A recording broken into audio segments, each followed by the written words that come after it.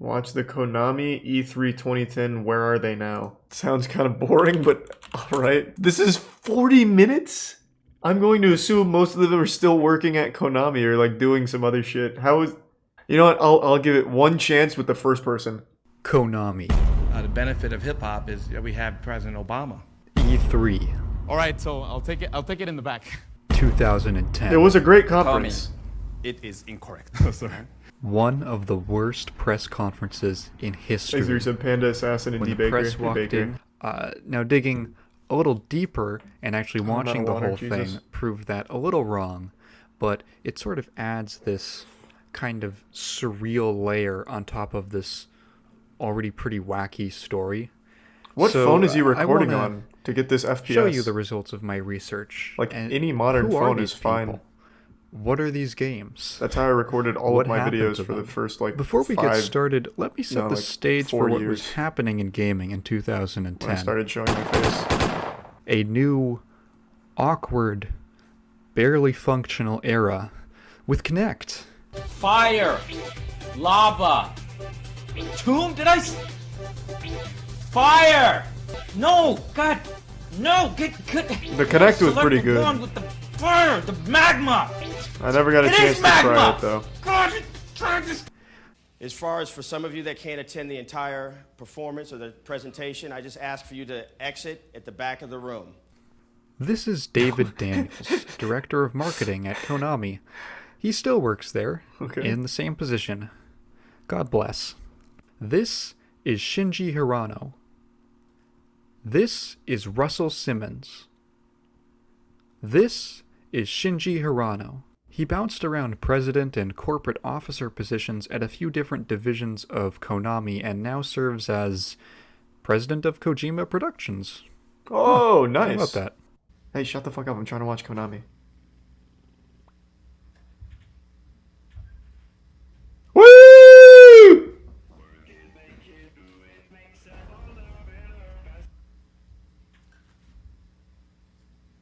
This is pretty good. I don't remember the Konami E3 being this bad. It's Nick Parrott of 4mm Games. My favorite studio. Wait, they made Def Jam? Def Jam Rap Star was ostensibly a rap karaoke game where players could upload their recordings onto a website to be voted on by other players. That's why when he says, 1 million views on one of your video performances on defjamrapstar.com makes you a rapper, and there's no joke in that. He's not kidding. Did they? Or at least he believes so. Developer Autumn Games and publisher 4mm really went all out for this project. Partnering with Konami was a smart move at the time, as the Dance Dance overlords already had relationships with the music industry and got them a license with Warner Music. Now, you've probably never heard of 4mm. That's because they would go out of business 2 years later. And games sold close to 1 million units in the first year, posting pretty good reviews, actually. What? Unfortunately, they burned through all of their money hosting the website by the end of the year, and keeping it up was probably the last of their concerns after they were sued by EMI for using 54 licensed tracks. Is this website still up? I would love to see some of the shit people uploaded on there. Hold on a minute. Hold on. I wonder if there's any like re-uploads on YouTube. Oh, here's an IGN video review. Can you stop with the DMCA? Wait, what? I thought this was supposed to be like player uploaded songs, like SoundCloud. Ah. So they just allow you to put yourself in karaoke it. But wait, you cry. Weren't they partnered with Warner Music? How does EMI come into play at all Freddie here? And the Reset Leon. Well, it is true that Rapstar pulled music exclusively from the Warner catalog. Yes, the big hubbub was over samples of EMI's music used in various songs on the Rapstar soundtrack. Jesus Christ. This meant that EMI wasn't even claiming the full song. They were claiming 10% of I'm So Hood by DJ Khaled. Players are not penalized for cursing, but it is not a required part of the game. Wait, there's actually more. 2 months later, City National Bank sued Konami for $8.9 million over a $15 million line of credit they'd taken out to fund Def Jam Rapstar. The profits were supposed to go to paying off the loan, but instead, they gave them nothing. Possibly because after the licensing fees, development, marketing, and hosting, they might not have even had any money left and were just trying to break even. In the lawsuit, City National claimed Konami had promised the game to sell 2.5 million units in the first year. Who would believe that? As a business person. Who's nowhere close to that. That's like when I was on Atriac's show and that guy said he promises 25 million 4mm players at launch. have faded into bankruptcy hell. Nowadays, he works as an advisor What did he do and at director Jagex? at a bunch of different companies, including a venture capital firm. I guess being sued for $17 million is a little off-putting.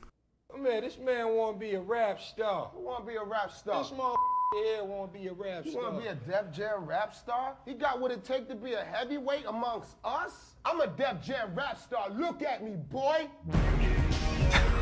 Hey, speaking of off-putting, here's the real Russell Simmons, here to just kind of shimmy up to the stage. The president of Def Jam Records, he has since stepped down from the position after several allegations of sexual misconduct were levied against him.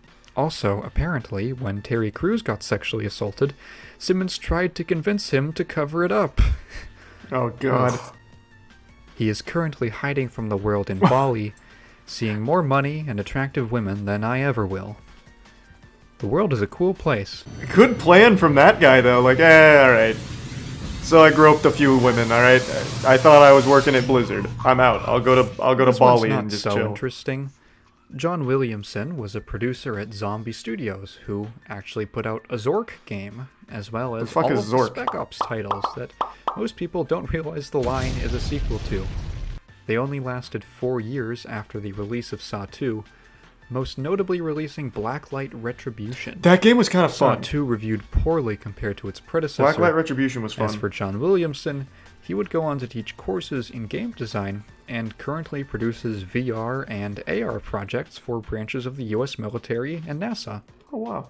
Ultimatius Excellent is an Xbox 360 exclusive title that will bring back Konami shooters in a big way.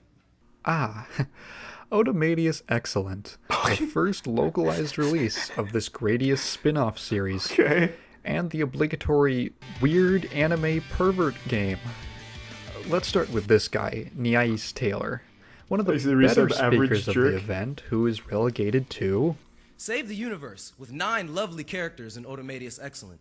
He worked QA for a while at Konami before getting an assistant producer and script editor role on the first Saw game, and afterwards he would only have a special thanks on Hardcore Uprising and The Simpsons. Nice! He's currently a CTO at ITEM? ITEM? What, Automatius AKA Excellent didn't pop off? Technology and Entertainment Medium, which is a company whose existence I cannot verify. There's no justice. He claims to be an, quote, entertainment technology visionary. An import shooter has never been this challenging, this attractive. You are guaranteed to have fun as you shoot the core. As for the game, there's a few interesting points. The cover artist Taylor touts is mangaka Mina Yoshizaki, best known for creating Sergeant Frog and later Komodo Friends. But did it really bring back Konami shooters in a big way? I'd say it got close. Dude, it's censored in the trailer. They had the foresight to censor it for the Western press because they knew that this was bound to be a niche weeaboo title. I will say, Jesus the Christ. Song Fly? Automatius Excellent didn't bring back fucking Konami shooters? Are you kidding me? Really weird Destructoid review? Automatius Excellent is everything I love in life. Gradius, graphics, and cute little girls. Exit Tier 1 Harris. Not since I laid my hands on... Have my palms been so wet and sticky to get a hold of a babe? This leaves my other hands free for extra fun. This little whore ain't the woman she used to be. What a review. I spent 5 years in jail for the distribution of... This is not originally hack and slash anymore. Hey, 99 Nights. Extreme. This guy's cool. Hack and slash title. Takayuki or Tak Fuji. Not funny. This is it, the man of the hour. One of the best parts of this conference, dropping some of the most classic lines. And the battle with armies of the more than 1 million troops. 1 million troops. Wow. 1 million troops. X and Y, Y, Y, and X, X, and Y, Y, Y again. You'll be sucked. Yeah! He started working at Konami in 1997 as an audio director and was actually an electric guitarist on the Symphony. I don't remember the Night Konami soundtrack. conference being this bad. I remember him though.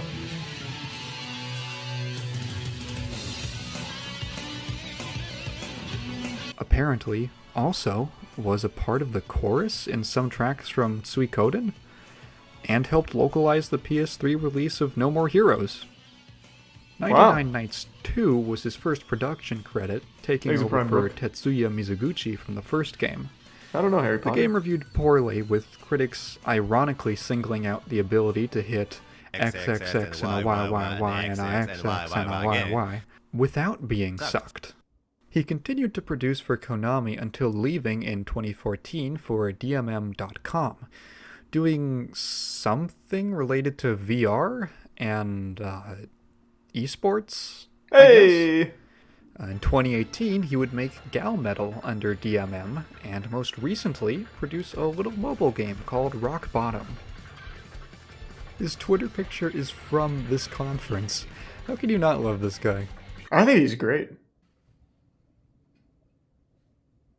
Alright, getting a little avant-garde. Returns to the stage to showcase Adrenaline Misfits. Woo!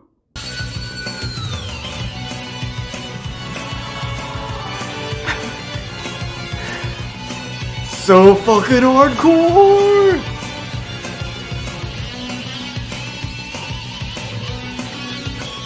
It's a battle to the bottom. A title for the then upcoming Kinect, whose greatest praise from critics would be that it functioned. Which seems like a low bar to pass, but if you're a classic rhythm gamer, you might recognize Naoki Maeda's name. He started at Konami in the 90s producing music for titles like Life Force, and later became closely tied to the Bimani franchise, which encompasses series like Beatmania and Dance Dance Revolution. He had written 160 songs for the series under several aliases. Holy shit. As you'll see, they had multiple translators on hand, but I guess if the Japanese presenters could speak any English, they had to. Like, I'm sure if he just spoke Japanese, it would sound fine.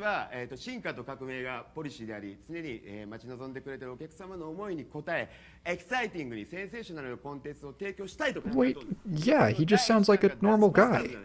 I do think it's funny that he just gave up. We're always trying to incorporate evolution and revolution in our games. And it is important to provide... You could have just translated him for the entire time? No, this he's a Dance Dance Revolution player. Do that? He just happens to speak Japanese too. This is Thomas Nagano. He appears to be bilingual, and he says, "We're gonna try this out, but don't expect us to be great." Even though it's obviously pre-recorded gameplay, as you can see when he steps away and lets poor Naoki just sweat it out on the dance floor. I forgot about that. Not much is known about his work in the games industry, but he appears to have left it behind to start a Japanese taxi service. There is one more thing we know about him.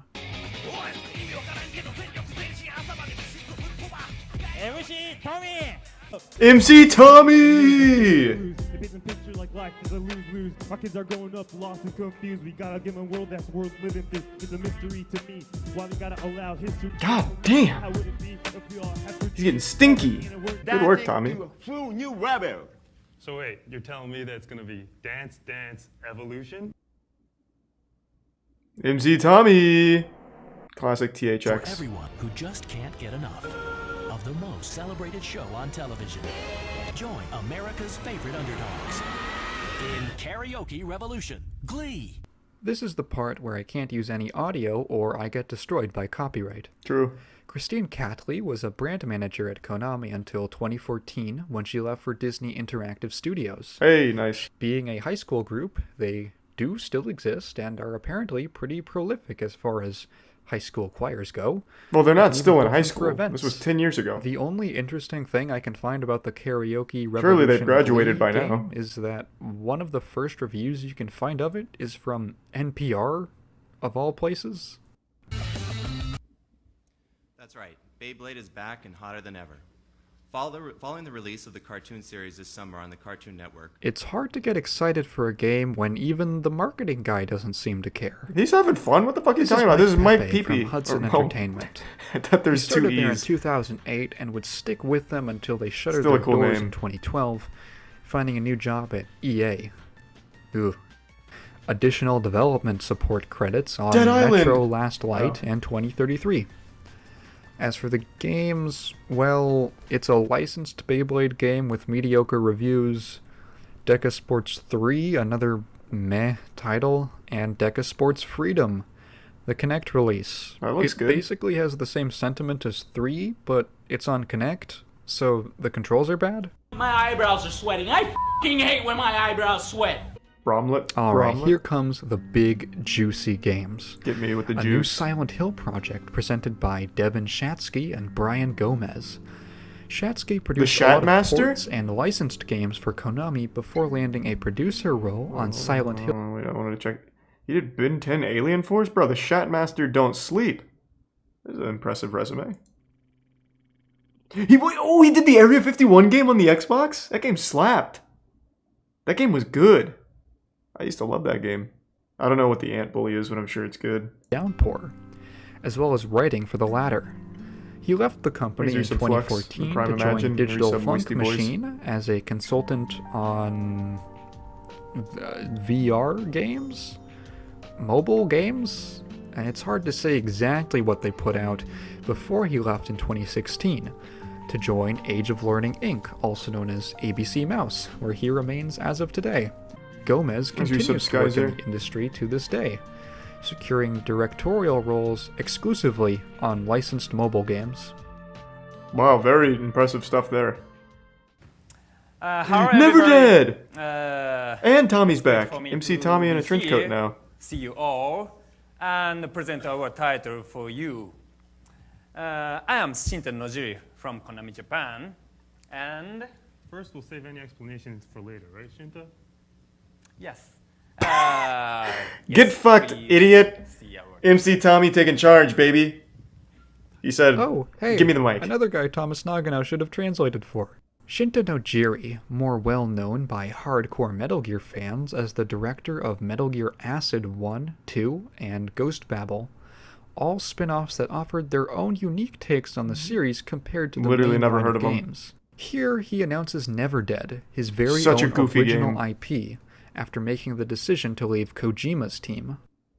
Even when he was working on an existing property, which is how he turned Metal Gear into a turn-based trading card game. Is that what Never Acid Dead, was? Then was his big break. He comes off in interviews as very modest about the project. Advice but for a excited beginner to have the Valorant player? opportunity. Stop. Never Dead Give would, up. unfortunately, be met with below-average reception. The game was Most outlets fine. praised the premise and some of the gameplay ideas, but criticized the implementation of those ideas. After this game, Shinta Nojiri would just disappear off the face of the earth. Really, he Oh. doesn't have a single credit after this, but supposedly still works at Konami. At the very least, I haven't found anything that proves he left. Hey Tommy, Just are you recover okay? with... Yeah, Shinta, I'm alright, don't What's wrong with you? Whoa!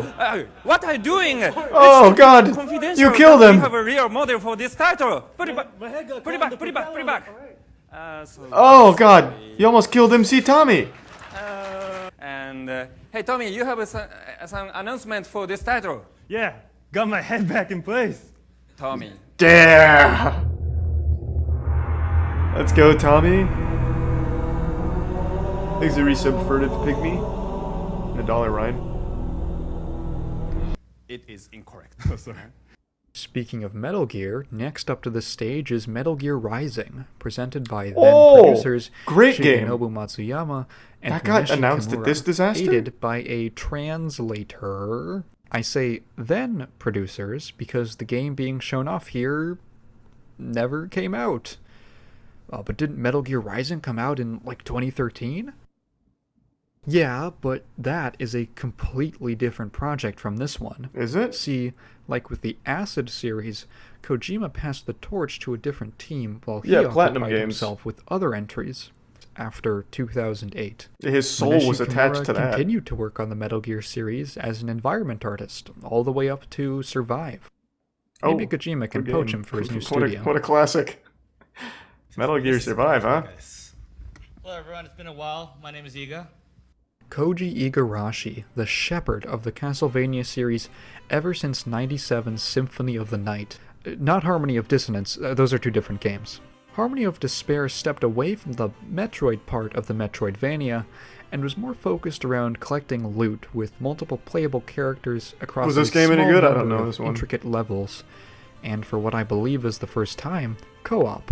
Right after him is Dave Cox, a producer at Mercury Steam, who were developing Castlevania Lords of Shadow. This was another new take on the genre, attempting to take elements of the original games and transition them into 3D more faithfully than Castlevania's first outings on the N64 and PlayStation. Both of these games were met with conflicting opinions.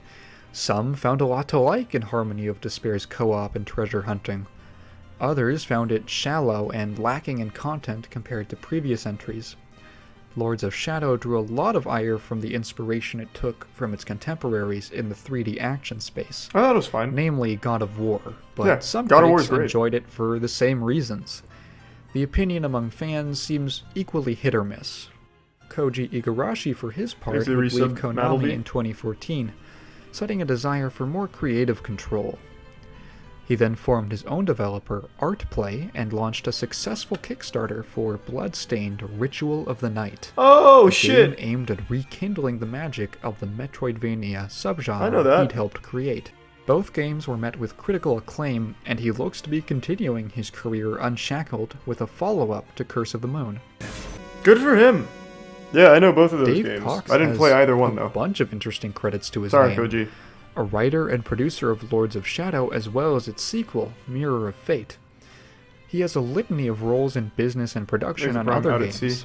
He's thanked in the credits of Duke Nukem Forever and apparently designed the packaging for the PAL release of Metal Gear Solid 1. Wow! I don't know if that means the cover, because Dave. the European cover is the best one. After Lords of Shadow, he doesn't appear to have worked with Konami, instead moving from the Spain-based Mercury Let him Steam spread his to Polish wings. developers CI Games.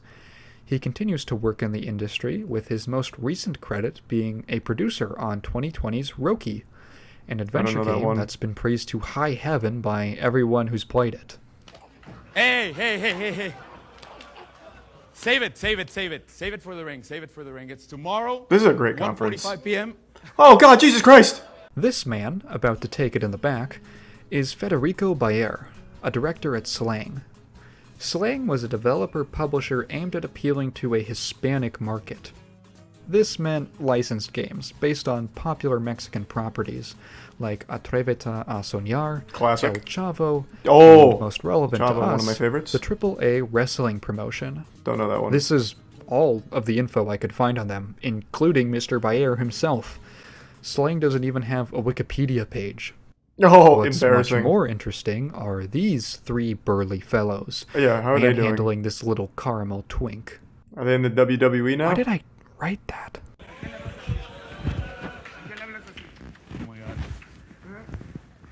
Were they even invited here? Konami They look had like gone so far they as look like they're setting not up an scripted. They're actual going wild. wrestling ring and hiring a host of luchadors from their upcoming game, Lucha Libre AAA Heroes del Ring, to perform every day. El elegido. La Parca. Silver King. Boo! That guy's a menace. El Elegido started competing in the AAA wrestling promotion in 2006 and continues to this day. though he has yet to win a title. Oh. Despite shame. this, he remains popular, and the AAA website describes him as, quote, the sex symbol of the company. Hey, good for him, nice.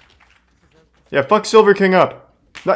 Yeah, slap on his tits again. Is Silver King, another popular and prolific luchador. Holy shit, he looks like Bane. The Universal Wrestling Association, Consejo Mundial de Lucha Libre, AAA, WCW, All Japan and New Japan Pro Wrestling, and several smaller promotions. He's the son of classic luchador Dr. Wagner, and the brother of Dr. Wagner Jr. Oh my god. But many viewers probably know him for playing Ramses, the villain of Nacho Libre. Whoa, Silver King what? was unmasked early in his career, back in 1987, but continued to Never mind, I wrestle like with Silver the King. Silver King name, as well as a few other alternate identities. He had a long career after this press conference, including winning a AAA title. Unfortunately, while wrestling in 2019 during a match in England, he collapsed in the ring, later confirmed dead of a heart attack at 51 Jesus years old. Christ. This is La Parka, but it's not that simple. See, there are actually two La Parkas. Oh my the god! original is one The of the multiverse. most prolific luchadores in history, belonging to every major and several minor Mexican promotions, the American Major League Wrestling, multiple Japanese tours, and most relevant, AAA. In 2003, he was forced to give up his name when then AAA owner Antonio Peña claimed ownership of the character in order to push his own version. They stripped him of the This La one Parka became title? known as La Parka II by fans. The original wrestler then rebranded himself L.A. Park, L.A. standing for La Auténtica Park, the authentic park. Okay, Cool. so the one at E3 Good plan. is the Good second plan. La Parka. Right? June 6, 2010. Triple Mania 18 is held in Mexico City. Okay. The main event? The so-called dream match between La Parka and L.A. Park. The winner takes the name. Winner gets to La go to the Parka. Konami conference. Both luchadors enter the ring to Michael Jackson's Thriller. During the match, L.A. Park sprays a fire extinguisher in La Parka's face and throws him out of the ring and into the crowd, where their brawl continues. Jesus, fuck! They claw each other's masks, almost tearing them off completely, and both begin bleeding heavily.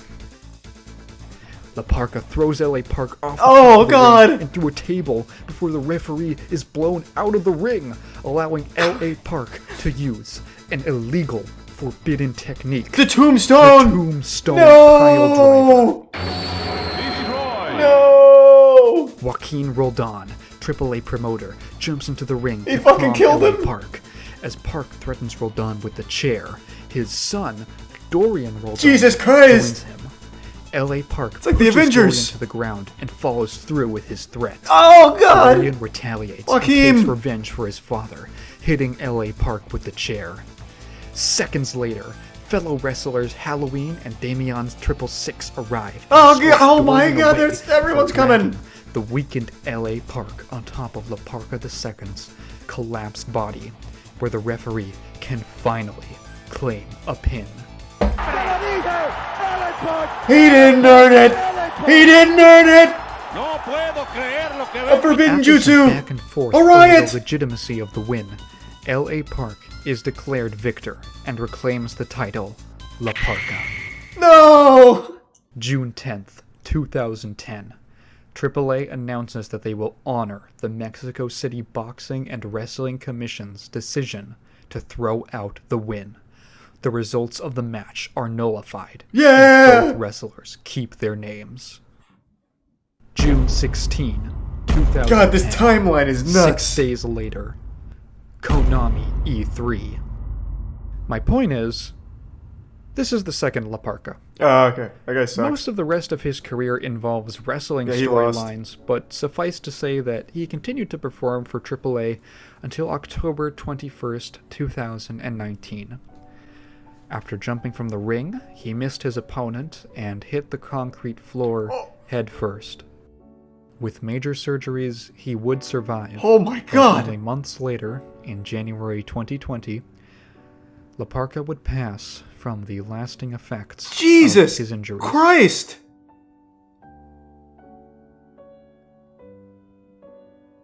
2 out of the 3 Konami wrestlers have died!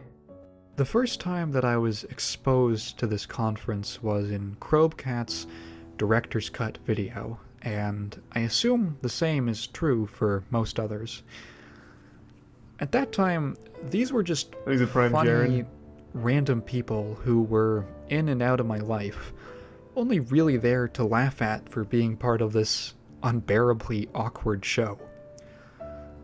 While writing this script, I rewatched that video as a refresher, and I found that suddenly it was a lot less funny to me.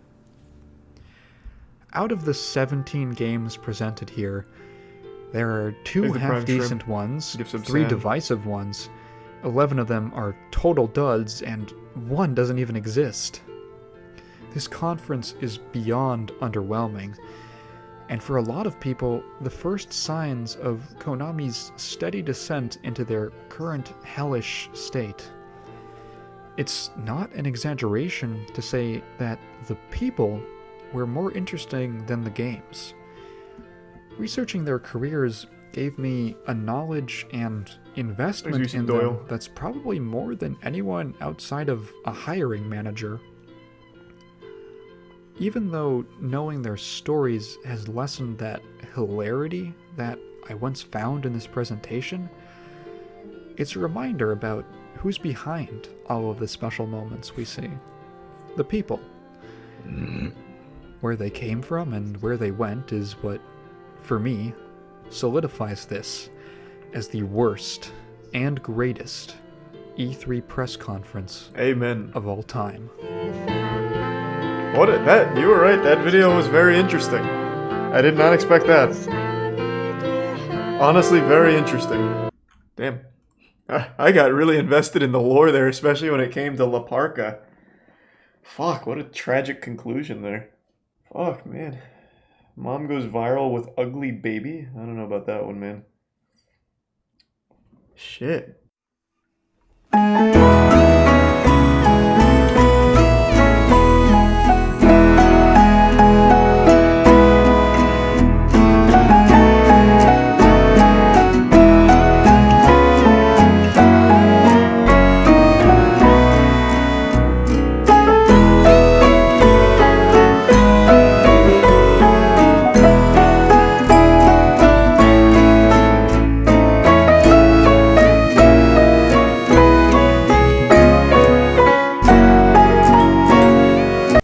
Like something that my fucking parents would show me. Okay. And cats, they're not usually known for their love of swimming, but one feline in Northern Virginia is hitting the water instead of the gym in an effort to lose weight. Holly is a 13-year-old cat who dislikes the outdoors and other physical activities. But with encouragement from her This is cute. and weekly visits to the Old Town Pet Resort. Holly has managed to lose 1 pound in 6 weeks. Alright, well that'll do it. I'm back. I changed my mind. Sriracha is one of the most popular hot sauces in the world, but it's more than just a sauce. 受到这么多不同的主意的欢迎。 This great big I'm story not a is huge brought to you sriracha by fan. Delta. It's a little, When we little venture too out hot into for the me. world, we see all that we share. 所以我们没有任何计划，只是买到辣椒，新鲜的辣椒，我们就做成辣椒酱，能够做的都可以卖。 Didn't sriracha only like just recently get popular? Variations on the sauce are found throughout. I don't remember Southeast being Asia. popular when I was a kid. In fact, it's named after a town in Thailand by the same name. The recipe is simple. The bottle is just 8 ingredients, but David's sauce. It has is a been special popular for a long time. 我们的辣椒酱 Even though he doesn't have any formal training in engineering, Surely there's more David to designed it. many of the operations in his factory. He even designed the iconic bottle. 那我用公鸡来做我们的牌子，因为我属鸡，所以我就用公鸡。一般的换品语言，我的产品当初是想给不同种种族的人都可以了解我的产品。 People from different cultures don't just understand David's products, they adore them. 当我知道到处都有我的辣椒酱到处的每个地方都喜欢我的辣椒酱，我感觉很高 These are 兴。 some smooth.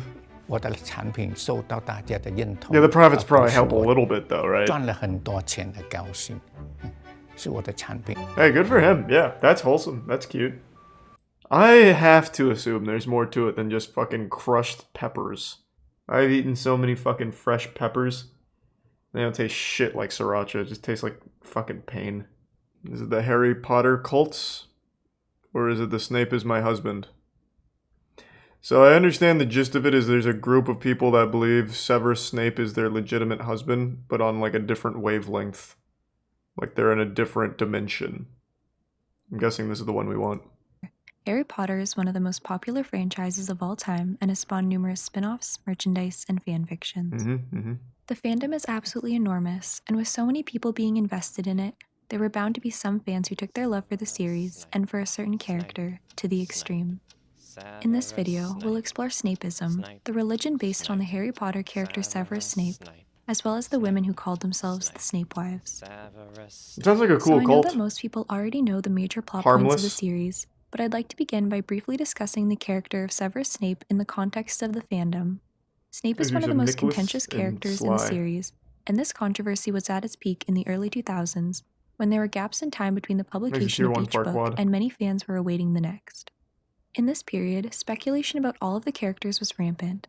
This was especially relevant to Snape after the publication of Harry Potter and the Half-Blood Prince, Yeah, that was where a many were powerful left one. wondering what side he was truly on. Never read it, but I watched In a the live movie. journal post from 2004, a user summarizes some of the varying opinions on Snape that fans held at the time. He is a greasy git, the ugly, big-nosed, sallow-skinned, crooked-teethed bane of Hogwarts students for over a decade, Jesus playing Christ. favorites to Slytherins and despising Gryffindors. He is an anti-hero, misunderstood, disliked, even hated as he walks the path of redemption for mistakes made in a youth now long past. So when did they bearing start, a mark of shame and still bound to an evil like, that having sex endangers with him them? every minute of every day as he desperately tries to help the forces of light which revile Maybe tier him. 1 always here? He is genius, a master of potions the likes of which hasn't been seen in many years, arguing interpretations treated of Harry each and really every bad. word he utters in canon, analyzing every glance, Eh, every whatever. gesture, every Made him snark and stronger. sneer. As he Well, lays it dying, wasn't he that releases his emotional. memories to Harry, which show that he had been on the side of good all along. In the midst of these discussions and arguments about Snape's arc, many fans became extremely attached to him, and they showed their dedication through art, fanfictions, and fan sites. This is Okay, completely very normal cool. for Yeah, any very large good. fandom. However, some fans latched onto Snape in an extremely obsessive manner, and they took their attachment to the character beyond fanfictions and Yes, shipping wars. this is what I want to see. Let's dive into the history of the Snapists, otherwise known Thank you. as the SnapeWifes. Love it. SnapeWifes believe that they're in a polygamous marriage with Severus Snape on an astral plane, and they channel Yeah, him but for that's not guidance and support in their consensual. lives. The religion Not like was Snape officially said given yes. the title Snapeism in 2008. Unfortunately, a good amount of content has been purged from the internet, but I've done my best to find archives or screenshots of original posts. So now let's delve Okay. deeper into the religious beliefs of Snapeism. I like the Snapeism has graphic many there. That elements was that are in cool. line with Christian beliefs. Within Snapeism, Snape himself is comparable to the Christian God. He is divine, all-powerful, and omniscient. When describing his abilities, Snapists explain that his Yeah, wisdom but why and would power has Snape opened wanna, their like, minds, touch advised them, and kept them sane in times of trouble. Like, why would he reach They through also claim dimensions that for he that? used his power to contact or influence them, such as advising Tanya on how to fold a blanket and Rose seeing a man who looked like Snape while at a train station. His power was supposedly great enough that he was able to give Tanya's father-in-law a heart attack, which pleased her. Whoa! Similarly to Christianity, blasphemy against Snape is taken very seriously by Snapists. When the Tonner brand introduced a new Snape doll, Rose was outraged to see online comments from other fans saying they wanted to check under his clothes to see if he has knickers on, and take pics of his naked rump. In response to this heathenish behavior, she said, "I wouldn't ever dare disrespect Master in such a humiliating manner." Tensions were raised between the SnapeWifes on occasion, such as when Conchita claimed that sexual Snapist. fanfiction about themselves and Snape should be kept private and that sharing it is disrespectful, but Rose and Tanya believed that writing erotic self-insert fanfiction would bring them closer to him. Rose mentioned that she was raised Christian, but she felt that it was restrictive, as she would have to give up her beliefs in supernatural entities like vampires. Finding Snape is apparently what made her find herself. You can believe in vampires and The still be comparison Christian? between Snapeism and Christianity I've never heard a is pastor interesting say to note, vampires given are that some Christians believe not that Harry good. Potter is By the satanic and Bible never promotes says witchcraft vampires and aren't devil real. worship. And while I'm on the subject, let me say something about Harry Potter.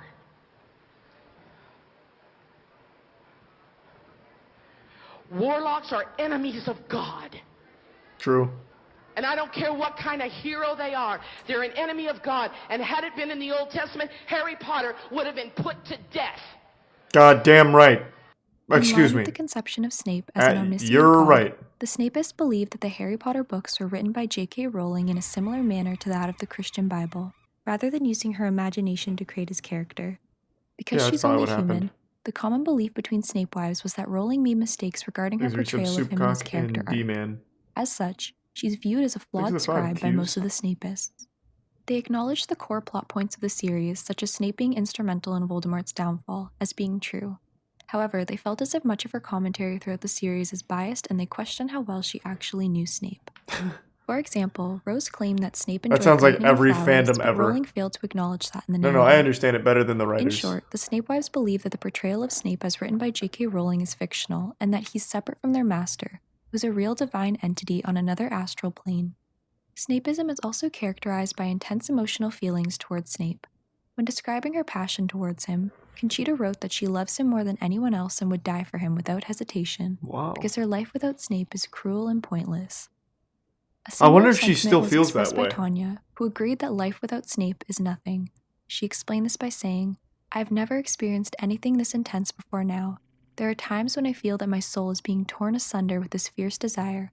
Obsession is a mild word for what I feel for Severus Snape." Jesus Christ. Tanya also mentioned that her Fuck lust yeah. for Snape left her in tears some nights, saying, "Have you ever wanted something so badly that you ached from within your very soul for it? That it gnaws at your heart and very being? Oh, At times it brings mama. tears to my eyes and I find myself trembling from this need."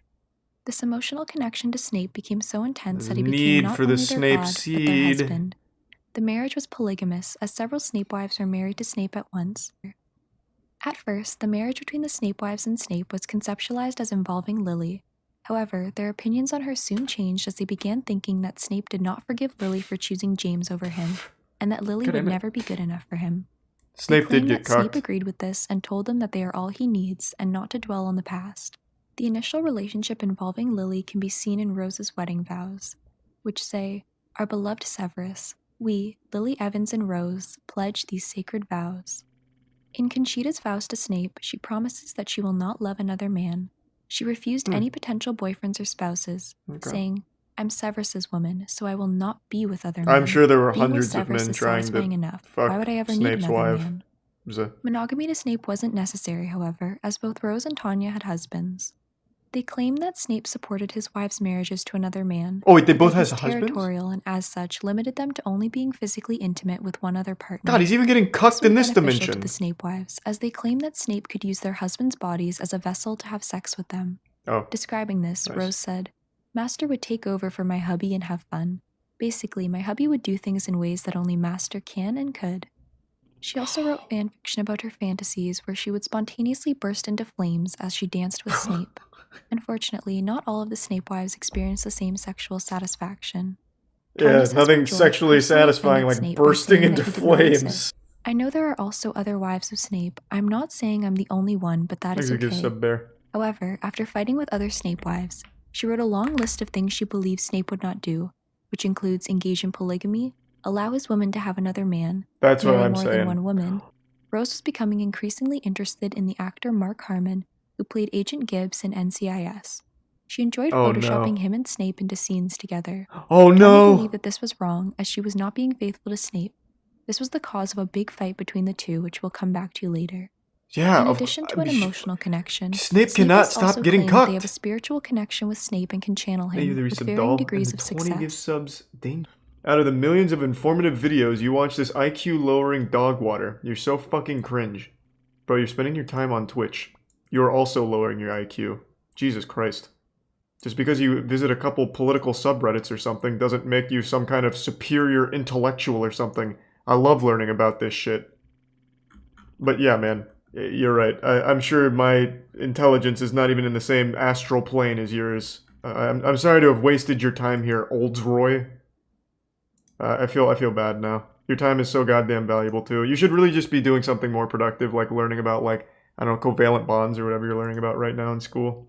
In a self-insert fanfiction, She wrote that Snape said that she was his vessel and that he would communicate with his wives through her. Her ability to channel Snape made her somewhat of a Snapist ringleader, because she was apparently able to communicate his divine will to others, such as stating that he would not tolerate annoying, giggling fangirls.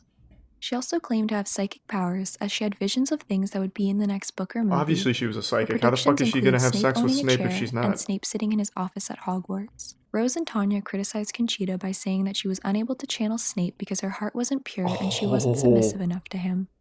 Fighting back, but isn't Conchita Rose said also that Tanya fucking and the Rose lied NCIS about guy? channeling Snape and made a post warning about them, saying, "If Severus Snape wants to speak to you, he will do that himself. But most they tell you are lies and Tom nonsense. And Carpaccio and Do Dude. not believe it, and please do not let it affect you. It is damaging." No, I While don't the think wives anyone's gonna fought get like this murdered on here or several anything. I think they're just gonna occasions, all they have never sex with posted about a Snape. divorce. So now that I've laid out a basic understanding of Snapeism and the beliefs and practices of the SnapeWifes, I'd like to discuss the public reception. The fandom wank SnapeWifes were saga? relatively obscure until Fandom Wank discovered their posts. What's the Fandom name Wank of is a it? community dedicated to laughing at the drama that internet fans created, which is referred to as wank. In 2006, the user Narcissum posted a detailed chronicling of Conchita's online worship of Snapeism.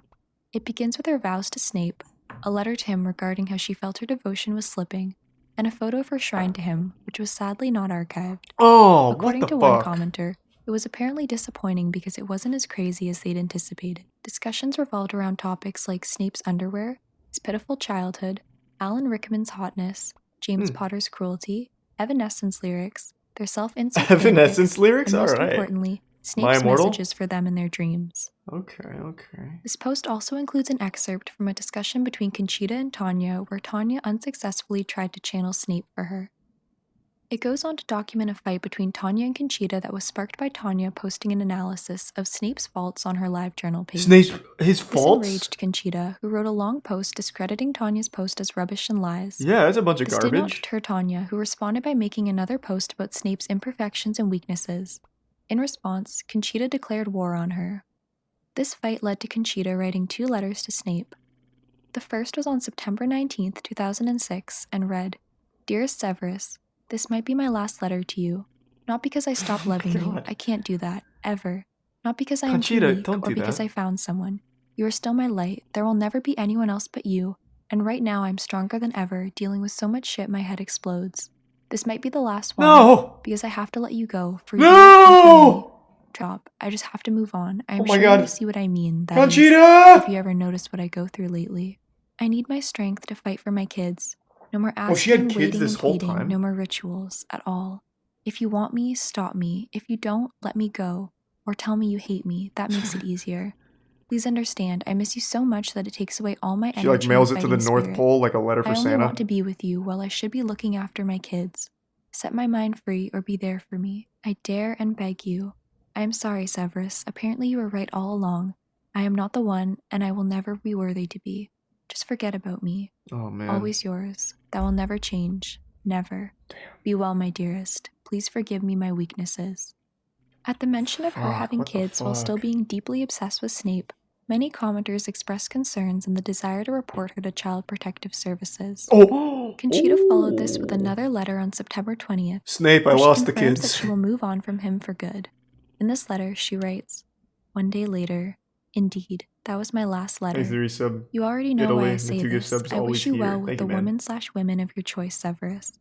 Now I know it was Thanks never for the me. bits, Gaming Bear. If you ever And want to know where I man. am, look for me in the shadows. I apologize for all the grief I have caused. I did not mean to. I was selfish, uncontrolled, and stupid. I will move on with you in my heart. That will never change. No one can make me lose that too, not even you, Severus. Be well and happy. I will always love you." While wonder she if was she done still feels that contacting way. him through letters, Conchita continued discussion of Snape on the forums. Less than a month later, on October 14th, 2006, she and Tanya reconciled. Oh, that's nice. Narcissum continues adding a few more updates, including that Rose showed up to defend her sister wives. The very last update is Snape's proclamation that none of the Snapists are allowed to post on Fandom Wank. There were over 5,000 comments on this man. post, with the majority either mocking the SnapeWifes or expressing concern over their beliefs.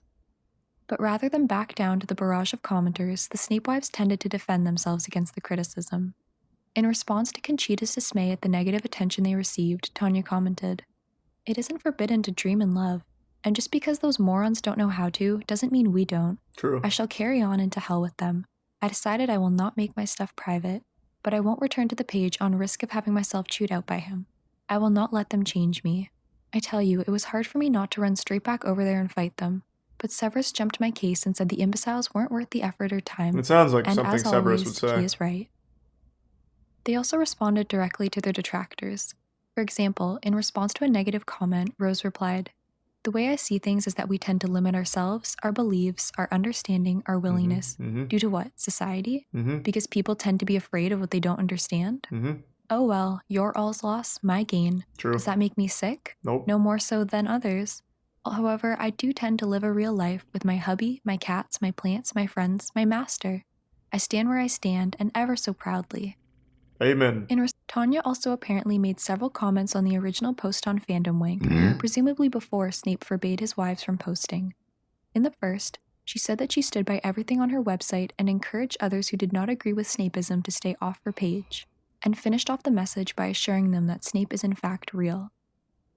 In the next comment, Tanya claimed that the post had not gotten to her and that the criticism on Fandom Wank was making her laugh.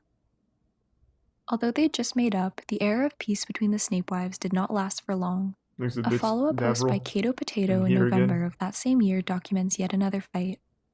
This time, the argument is Conchita versus Rose and Tanya. Man, what the fuck? I thought they were all friends. Why is this happening? How is there still 8 more minutes? What does this end with? We can still piece together the final straw for the original SnapeWifes, which is said to be due to a major fight between Tanya and Rose. Oh my Tanya god. slammed Rose on LiveJournal. Rose implied that the fight was due to her increasing interest in Agent Gibbs. After all, you can't worship Snape and another god. That's just wrong. Rose justified her feelings by saying that while she did have another interest, he reminded her a lot of Snape. In one post, she explains, "I do love Severus Snape. I love him with all my heart, and I always will. But even I have to say that I found someone who's pretty much like him, and my passion, obsession, need is being met there." You Rose sly blames her dog. wandering eye on Rowling not providing enough Snape merchandise for her. In 2010, Tanya's husband eventually forced her to go to Rose's house and apologize. She also asked Rose to give her her Snape posters back because she thought Rose no longer worshipped him as her master. This was apparently not the case, told her to with do Rose this? later writing, "LOL, LOL, not even when hell freezes over. I love him, always will. Period, end of story. When Snape captured my heart in 2000, that was that." Although she proclaimed her eternal love for Snape, the Snapist-related content began to die down on Rose's blog. At this point, she made a comment to a friend that said she used to be into Harry Potter, implying that she may no longer be a Snapist. And there are no further updates on her or any of the other original SnapeWifes. We may never know if they're still loyal to Snape or if they found a new husband on an astral plane. With all this being said, I'd love to hear what you guys think regarding the legitimacy of Snapeism as a religious belief, or your thoughts on the SnapeWifes in general. I think it's a very legitimate belief, if you ask me. I mean, that's just what I think. That was a pretty interesting fucking story. It kind of reminded me of the Final Fantasy house a little bit, where people astral projected that they were Final Fantasy characters, except this one was a lot more like 50 Shades of Grey fueled.